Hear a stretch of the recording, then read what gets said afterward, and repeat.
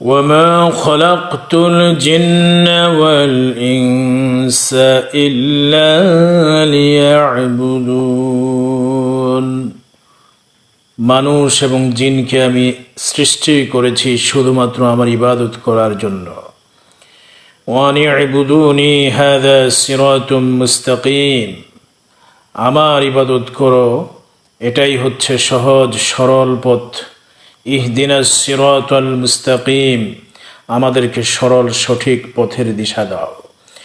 আর সরল সঠিক পথের দিশা হচ্ছে ওয়ানি ইবুদুনি হাযা সিরাতুম মুস্তাকিম, আমার ইবাদত করো, এটাই তোমাদের জন্য সহজ সরল পথ, যেই পথ জান্নাতের পথ, যেই পথ নাজাতের পথ, যেই পথ চিরমুক্তির পথ, শান্তির পথ, হেদায়াতের পথ।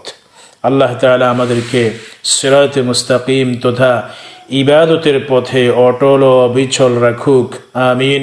আসসালামু আলাইকুম ওয়া রাহমাতুল্লাহি ওয়া বারাকাতুহু।